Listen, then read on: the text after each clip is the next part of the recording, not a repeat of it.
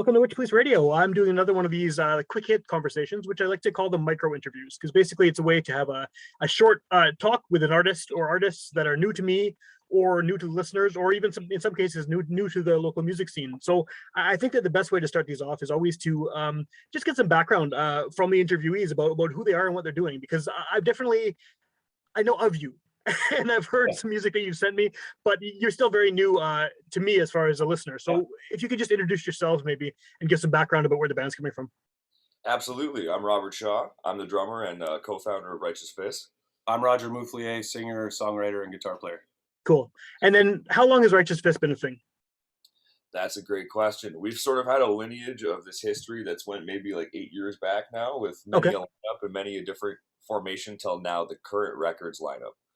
How far back should we dig into this? Well, a couple different lineup incarnations, right? So just trial and error, and we finally got the right guys lined up. So yeah, it goes back a little ways, and we've had everything that could go wrong did go wrong. It's kind of an ongoing joke with us. We have the curse of Righteous Fist. When it rains, it floods. Yeah, when it rains, it floods for sure.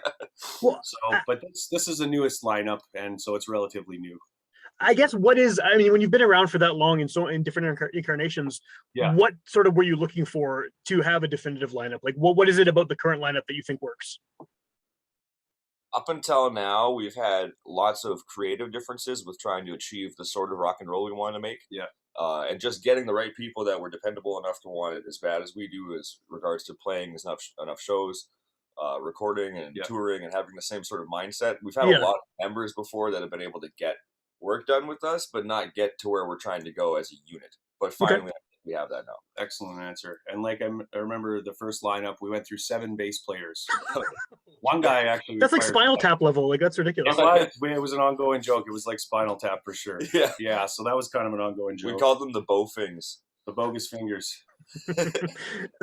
So I hate to ask this question because I'm sick of asking it. Everyone's sick of answering it. But what you said, the type of rock and roll you're trying to do, how do you define it? I know genres are terrible because everything is a subgenre of a subgenre of a something core, something this. But what do you guys actually consider it to be? Actual rock and roll. Actual rock and roll. Yeah, let's bring it back. I think it's come around full circle. People, I don't want to sit there for 15 minutes and have to describe like the different categories of what we're doing. I just want to be like straight ahead rock and roll, man. Like what's hard rock and roll. Yeah. It's got some wicked power behind it, and every song's got a triumphant, victorious kind of feel to it. Yeah. It's about having something that just gets you out of bed kind of rock and roll, Yeah, because that's got us through over the years, right? We're huge fans first and foremost. So we just wanted to do that for other people, have something, if you're feeling bad, you can put it on and feel good again. Or, if you're feeling good, you could feel even better. Do you think that there's like kind of a lack maybe of just straight ahead rock and roll now that everything is so compartmentalized into little... We have a motive of playing the music we want to hear, and there isn't enough of it out there. Sure. So that's what I think the lack of that kind of rock and roll is there's a void to fill, and that's what we're trying to do, I think. Yeah. Well, because I'm trying to still place you in my head because I can't help it. What artists would you say are like obvious influences on this band? I mean, I've heard you, but I'm curious what you think, as a group, you sort of all lean towards in terms of your own listening. Tool, for sure. Yeah. Okay. Queens of the Stone Age. Tool, Queens, Alice in Chains. At times, musically, there's like some Soundgarden influence behind the instrumentalism. Just a lot of those kinds of bands where you have like that sort of like 90s power.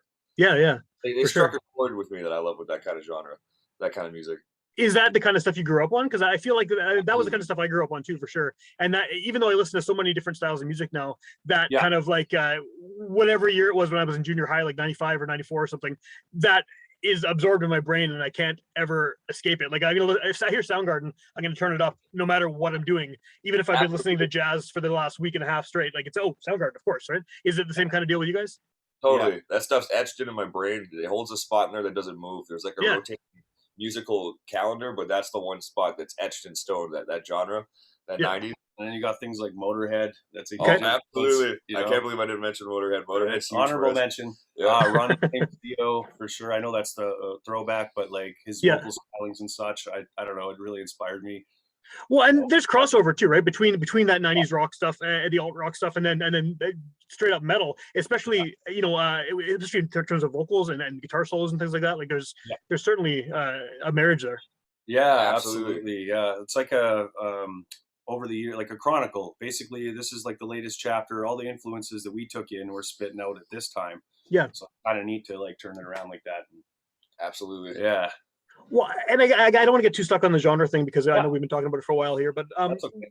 where do you fit in then within the local music scene as a rock and roll band? Because everything is very splintered, and I mean a lot of different styles play together, but there's definitely like a hardcore scene, and there's a metal scene, and there's a black metal scene, and there's everything's very distinctively. So are you sort of nebulous in that you can float between all these different genres because you play sort of straight ahead? That's a great way to put that, actually. As far as our career has been, we've been very nebulous in the scene. We've played bills with every kind of genre that you can have. We seem to be like the weird cousin to every band where they're like, he's cool still. Like, even if we're playing on a black metal band or if we're playing on a metal band's bill, we're the rock band that gets in somehow. It's always been like this foot in the door where we don't really get turned away from any kind of bill. We've been able to play with everybody, so it is sort of nebulous that way. And in the scene, there's some hard rock bands for sure, and I think we stack right next to them. Yeah, cool. Yeah, we'd like to network with a few of them and play some shows with some other like-minded bands, and especially with this record coming out soon, we're going to have some trajectory we're going to want to attack. Yeah. Well, that was what I was going to get to next. I mean, you have this record coming out. What can you tell me about this? I mean, what are people going to expect from this album? I think they're going to be surprised that a local band could sound like. I didn't want it to sound regional, I didn't want it to sound like it was from a specific place. I just wanted to have a record that somebody anywhere could listen to and just kind of, relate to. And there's a lot of really interesting surprises in there musically. I think we spent a lot of time on this record. This one we recorded in like 2018 as far as like the bulk of the instrumentation, and then over the last few years, just because there was things that happened to get there, but then recently decided to find all of the lead players and extra people we put on the record that we had as guest artists to try and really change the sound. So it's more of a matured record, and the songs are all a good kick to the teeth in a good way. Like it's a good, powerful fucking batch of songs. Yeah. Having the guest lead guitar players, there's 4 and on 5 tracks. One guy does 2. We had to do that at a necessity to start because we didn't have a full band. It was just me and this guy keeping it going. And then it turned into a really fun, exciting thing because each song has its own flavor, its own distinct sort of feel. Absolutely. So, and we tracked the drums in 2018 at Mid-Ocean. It was our buddy Ryan, our guitar player, Ryan Marasti. He's an audio engineer. He got his certification from there. So he brought us in, and then the files got corrupted. We lost most of the record, which was super frustrating because we dragged this guy in for a full day of drums, like an all-day session, marathon session. He's a monster. He knocked it out of the park. Lost the files, got the recovered some of them, and then we went through some players. There was a guest player that was supposed to play on the song we're going to play today, Put You Down, and he broke his wrist the week before the recording. He needed reconstructive surgery. Poor guy. We were calling him in for a session, and all of a sudden he's like, "Yeah, so I can barely type this message actually." But we're like, "Why?" We had all these setbacks, and people that were like, "Totally, we'll do it for you." And then next thing you know, there was delays, and then finally it just worked out. And when is it actually coming out? Would you have a release date for this yet? Halloween. Cool. Okay. Well, this will probably come out after Halloween. So the good thing is by the time people hear this, they will already be able to get it just right away. So that's cool. That'd be excellent to promote. Right on. Yeah. Speaking of that, though, what's the best way to find you guys? Where can people find your music, especially considering that the record will be out by the time people are hearing the podcast? We're going to be releasing everything, hopefully on all platforms. Yep. And definitely we're going to have it on YouTube and Spotify, I believe, by Halloween. Okay. Yeah. And then all of our socials will be up by then as well. We're kind of like doing a rebrand. So as soon as Halloween comes out, we'll just have everything out there. You can find us on Facebook, Instagram, Twitter even. Cool. Yeah. Cool. And that'll be at Official Righteous Fist will be the handle you can find that at. Yeah. And this, we think of this, because we're cousins, right? I don't know if people know that. A lot of people seem to know we're related, but it's like the family business now.